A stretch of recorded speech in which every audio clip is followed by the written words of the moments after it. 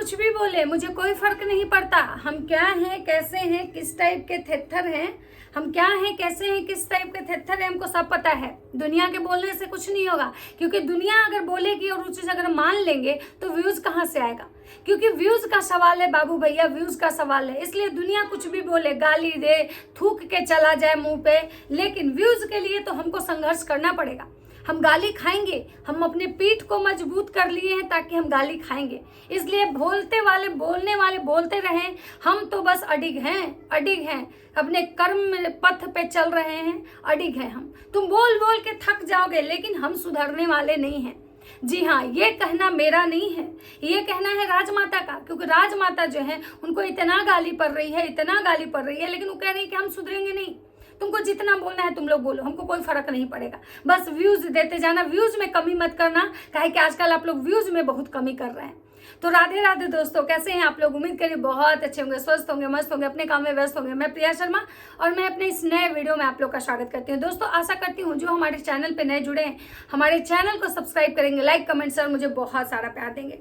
तो दोस्तों, आज बात करने आई हूँ फिर से राजमाता की। राजमाता का जो वीडियो आया था, जिसमें उन्होंने अपनी बड़ी वाली बहुड़िया के लिए एकदम से स्टैंड लिया था, लोगों से लड़ गई थी, वहां पे उनको बहुत गाली पड़ा। उसके बाद भी उनको गाली पड़ा कि भाई ये जो है अपनी बहू को ये खुद बदनाम कर रही है, ये बुढ़िया, ये औरत जो है ना, व्यूज के लिए अपनी बहू को बदनाम कर रही है, ये नहीं सुधरेगी, ये असुरा नहीं सुधरेगी, ये कचरा नहीं सुधरेगी, असुरा है, कचरा है। माता जी बोली तुमको जो जो बोलना है बोलो, जितना नाम रखना है रखो, लेकिन हम नहीं सुधरेंगे, हम तो अपने बेटे बहू का नाम लेंगे। ये मेरा बेटा है, ये गलत नहीं कर सकता है, ये मेरा बेटा है, शायद इसीलिए इतना गलत किया है क्योंकि मैं खुद गलती करती हूँ। माता जी का एक वीडियो आज आया है जिसमें वो बोल रही है कि हम हैं चले अपनी छोटकी बहुड़िया के रूम में, क्योंकि उनको कल बहुत गाली पड़ा था कि ये जो बॉन्ड है ना अपनी छोटकी बहुड़िया से के साथ थोड़ा दिखाओ। हमेशा बड़ी बहू का नाम जपते रहती हो, बड़े बेटे का नाम जपती हो, कभी भंजना के पास भी बैठा करो, कभी भंजना के साथ भी एक अच्छा बॉन्ड शेयर किया करो। दिन भर जो है लप्पी का नाम लेती हो, क्यों? क्योंकि उसको पता है कि लप्पी के नाम से व्यूज आएंगे। भंजना को कोई नहीं जानता है, भंजना गरीब है, लप्पी पैसे वाली है, इसलिए बुढ़िया जो है लप्पी का नाम लेती है, भंजना का नहीं लेती है। इसीलिए माता जी गाली खा के आज पहुंची भंजना के रूम में। लेकिन माता जी तो अपने आदत से लाचार हैं। माता जी कहीं भी रहेंगी अपना जो लूढ़ लक्षण है वो दिखा ही देंगी। क्यों भाई? माता जी को गई हैं भंजना के रूम में और कह रही हैं कि हम भंजना को शादी करके क्यों लाए थे, हम भंजना को देखने गए थे तो क्या सवाल पूछे थे। तो सोचिए ये क्या सवाल पूछी थी। आप भी इनका सवाल सुन के हैरान हो जाएंगे, क्योंकि ऐसा सवाल कौन करता है भाई? ये बैल बुद्धि वाले, बैल एजुकेटेड लोग ही कर सकते हैं, अदरवाइज दूसरा नहीं कर सकता है।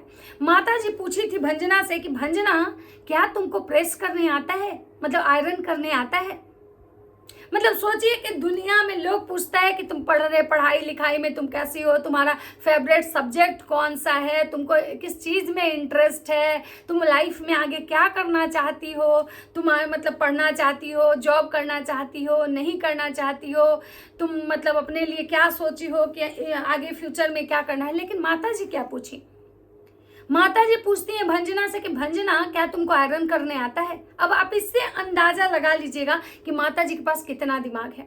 माता जी कितनी बड़ी वाली बैल बुद्धि है कि मतलब अगर लड़की को आयरन करने नहीं आए तो ब्याह नहीं हो सकता है। मतलब सोचिए कि इनके जीवन में का सबसे बड़ा मुद्दा जो था भंजना। लोग खाना बनाने पूछता है कि खाना बना लेती हो, सिलाई कर लेती हो, ये सुने थे, लेकिन पहला बार सुने कि आयरन कर लेती हो। क्यों भाई? माता जी को उससे आयरन करवाना था। लेकिन माता जी को शिकायत है कि भंजना को जिस उम्मीद से हम ब्याह के लाए थे, भंजना वैसे नहीं निकली, कभी मेरा आयरन नहीं करके दी। मतलब सोचिए कि इनके घर का सारा जो बोझ है, सारा घर का जो काम है वो भंजना करती है।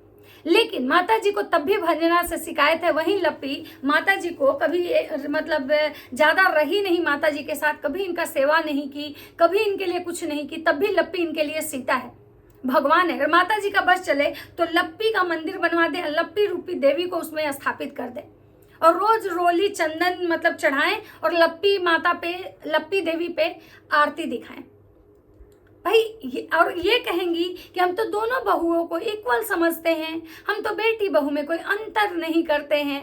लेकिन इनको लगता है कि सामने वाले जितने भी ऑडियंस है, रिएक्शन वाले सब बेवकूफ़ हैं, उनको तो कुछ समझ में आता नहीं है।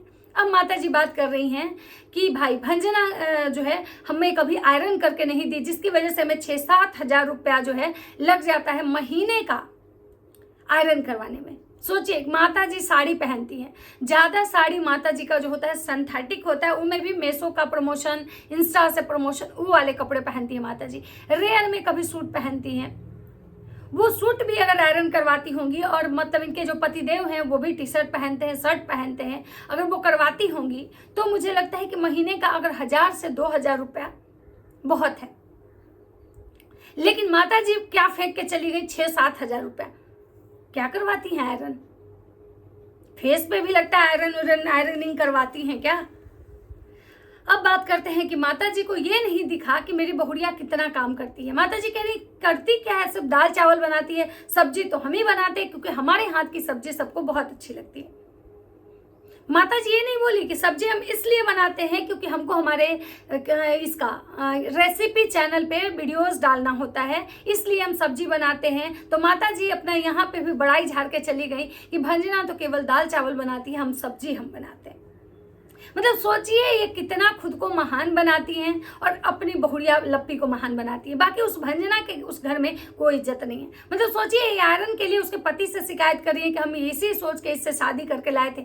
उसका पति कह रहा है कि भाई ये क्या क्या करेगी, वीडियो बनाएगी, प्रमोशन करेगी, कि भाई ये खाना बनाएगी सुबह शाम का, कि भाई ये आयरन करेगी। सोचिए कि आयरन करने वो लगे तो बेचारी का बाकी काम कैसे होगा। और भाई उसको कमाना है, उसको भी सोशल मीडिया से ही कमाना है।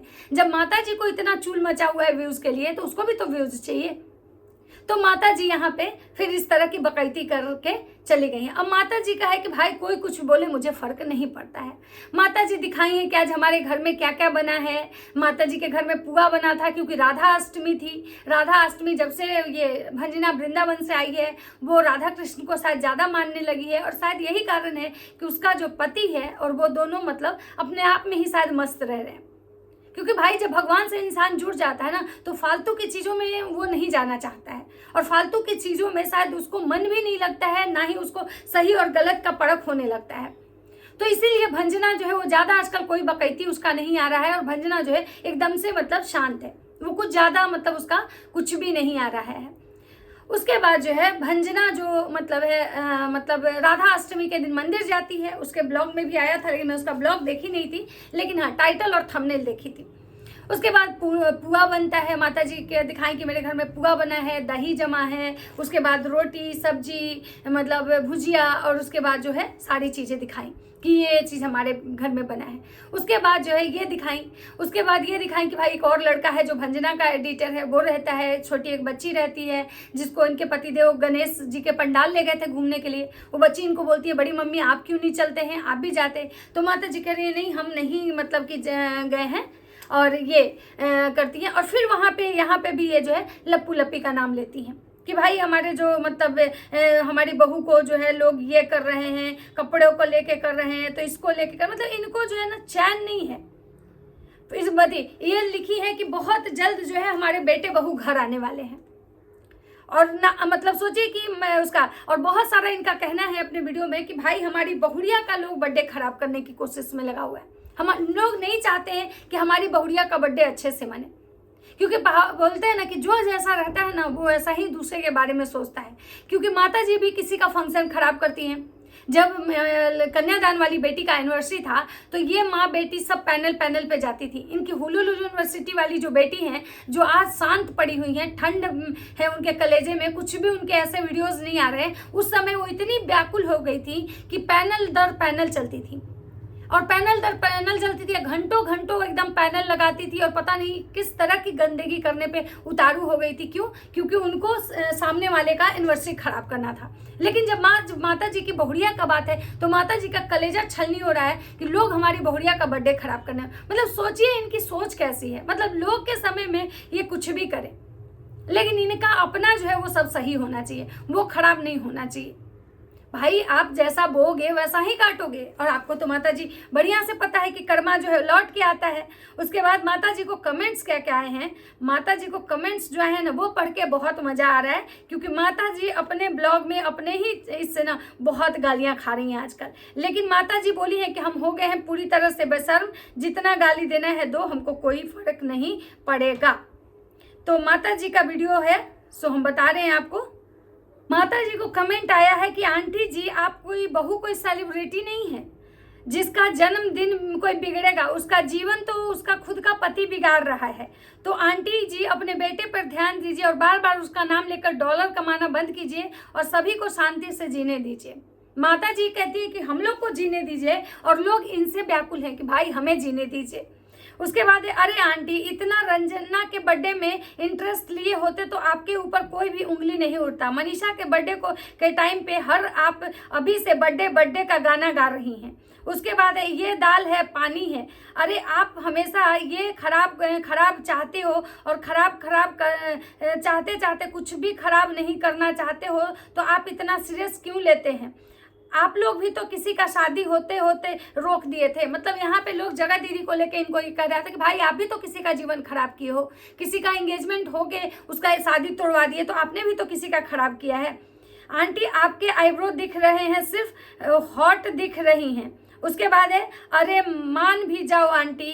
उसके बाद है रख दो आरती की थाल, थक गई होगी लिए हुए। उसके बाद है अरे जब रंजना और प्रिंस की लोग बोलते हैं तो आप कुछ भी नहीं बोलती हैं, और सचिन मनीषा को बोला जाता है तो आप बोलते हैं, इसलिए ना क्योंकि मनीषा रंजना से ज़्यादा पैसे वाली है। उसके बाद है एक ब्रास की थाली आरती के लिए ले लीजिए। उसके बाद है बहू बेटी में कोई अंतर नहीं करना चाहिए बहन, बिल्कुल सही बात है। उसके बाद है मंदिर में आर्टिफिशियल फ्लावर नहीं लगाना चाहिए, क्योंकि ये बोल रही थी कि अब हम अपने मंदिर में कुछ फ्लावर्स को चेंज करेंगे। उसके बाद आज के इनके वीडियो पे कमेंट्स आया है वो पढ़ते हैं। बहुत दुख हुआ कि आप लोग रंजना को कितने टॉर्चर कर रहे हैं, बहुत ज़्यादा गलत है, क्योंकि ये बोली कि भाई हम उसको आयरन करवाने के लिए लेके आए थे। आंटी जी आप बहुत इंसान है मतलब है, आप बहुत रंजना को टॉर्चर करती हैं। प्रिंस तो और हमेशा बेचारी साड़ी वही वेयर करते रहती है।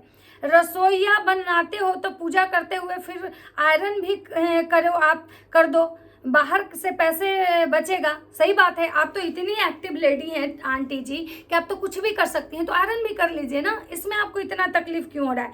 आप सफाई के लेक्चर तो मत ही दीजिए। आपके किचन में एक भी सामान ढंग से नहीं रखा हुआ होता है, टूटा फूटा बर्तन रहता है, इतना चूहा वगैरह रहता है। अपनी बहू को अकेले में बोलो, सोशल मीडिया पे क्यों बोल रहे हो? इतना हिम्मत है तो मनीषा को बोलो जो रो रहा है वही बोलते हो। ऐसे करोगे तो देखना रंजना भी एक दिन छोड़ के चली जाएगी। प्रिंस रंजना दोनों परिवार वाले को ट्रोल करवाते हैं, यहाँ रहता है तो आंटी अंबाला जाता है तो मनीषा को।